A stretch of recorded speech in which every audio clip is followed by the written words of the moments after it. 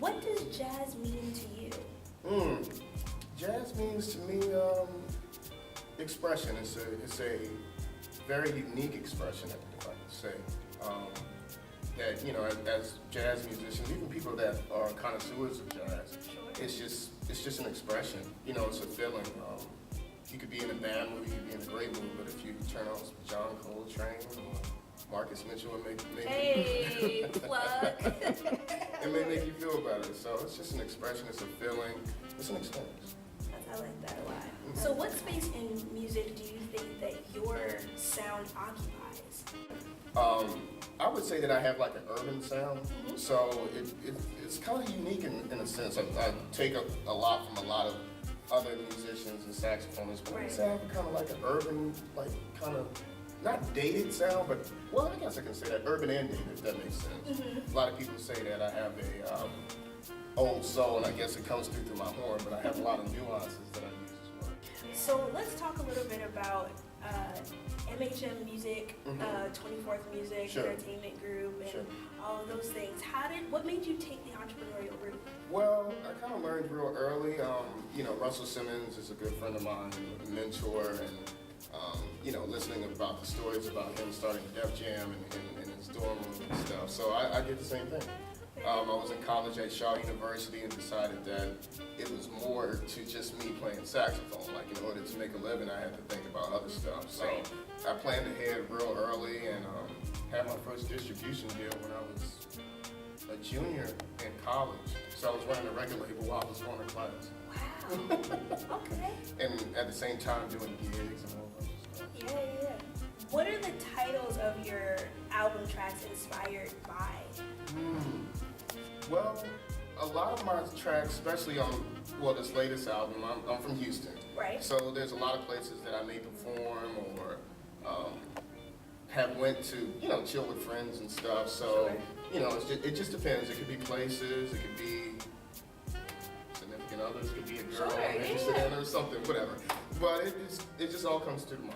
Yeah, and it's interesting that you say that because, you know, you listen to instrumental music and, you know, it may not correlate that there are stories behind each note that you're playing, you know, so I always wonder about that, and I think that you answered it beautifully. I appreciate that.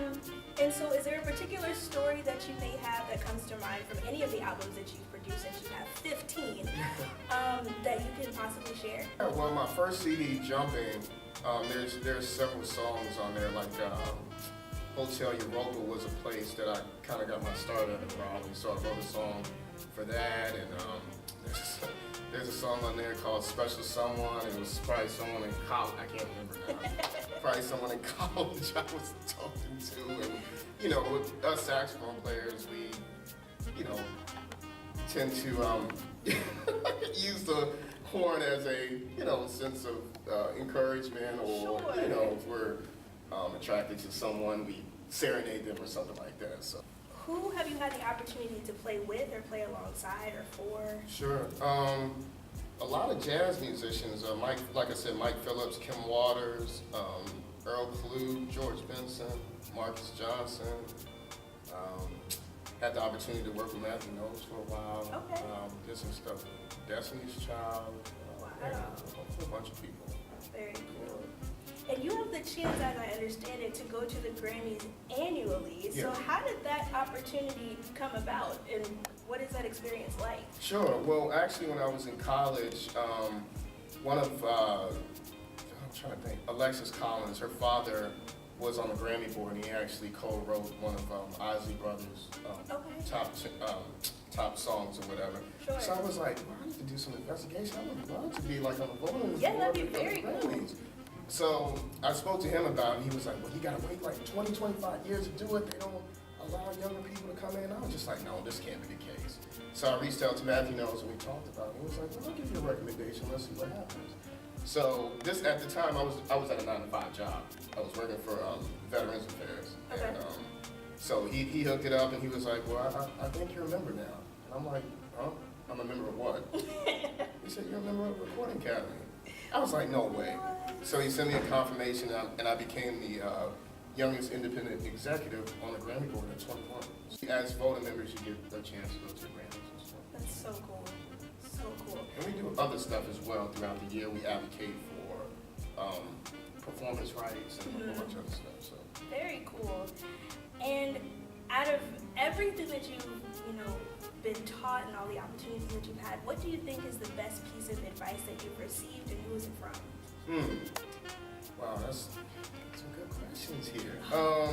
I've received a lot of advice from a lot of people. I guess, talking to mentors like Marcus Johnson, who's also an entrepreneur as well. Just going back to being humble and other things to just staying the course. If you have a vision and you want to do something, don't let anybody sidetrack you, or don't let anybody get to you. Just stay the course and do what you need to do. Yeah, that's great. That's great advice for anyone. Yeah. Too. I think that's great. Yeah. In what ways do you think that that your faith plays a role in your life and or in your career? Sure. No. Faith is very important. I come from a Baptist background. My grandfather has a church in Houston, Bible Baptist Church. So it plays a very important piece of my life, because without faith, you can't succeed. So it's very important. And what advice would you pass on to other young musicians? Sure. Well, the biggest thing is that, the music industry has changed so much now. Sure. So, the thing is that you have to have passion. It's not going to come easy. So you got to practice. Yes. You can't just expect that, I'm going to be this next Kenny G or this next Kirk Whalen or whatever. So the biggest thing that I would say is that you have to have passion, practice, and you have to stay motivated. You're going to have a lot of people that's going to tell you no. There's going to be a lot of doors that's going to close on you, but at the same time, it goes back to the whole thing about having faith. Sure. So.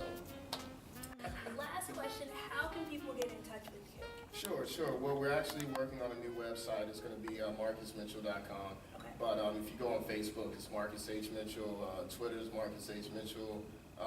Instagram is MHM Sachs. So I'm around. I'm always on Facebook and social media and stuff like that. Marcus, thank you so much Oh, again. you're welcome. Thank you. And God bless you.